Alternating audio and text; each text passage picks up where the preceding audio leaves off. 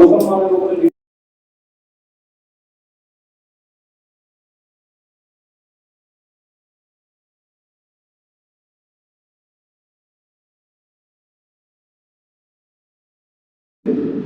তো বাংলাদেশ সরকার চাচ্ছে এই অবৈধ কৃষি কোনোভাবে গ্রহণযোগ্য না। আমরা যারা বিজেপি লোক আছি আমরা অবশ্যই বিজেপি হিসাবে সরকারি কর্মচারী কর্মকর্তাদের দায়িত্ব পালন করতেছি।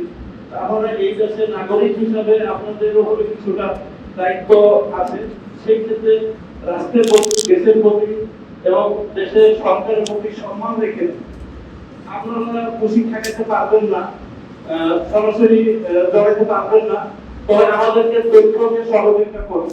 এটা হচ্ছে আমার বিশেষ অনুরোধ। আপনাদের সামনে যদি কোনো খুশি অবৈধ প্রবেশ, চোরাচালানি, পণ্য, নারী শিশু পাচার এগুলো যদি আপনাদের সামনে, আপনাদের চোখে, আপনাদের নজরে আসে, অবশ্যই স্থানীয় বিজেপি ক্যাম্পকে অবগত করাবেন। এটাই আমার হচ্ছে আপনাদের প্রতি অনুরোধ।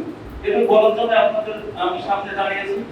তো সর্বোপরি আপনাদের কাছে আমার দাবি যে আপনারা সরাসরি সংঘাতে জড়াবেন না।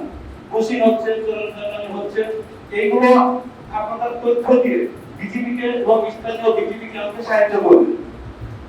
তো এটা হচ্ছে আমার দাবি, এই জন্য আমি আপনাদের সামনে দাঁড়াইছি। আমাকে 2টা মিনিট সময় দেওয়ার জন্য আপনাদেরকে অনেক ধন্যবাদ এবং 2টা মিনিট আপনাদের জন্য কষ্ট করলাম, এটা আমি আন্তরিকভাবে দুঃখিত।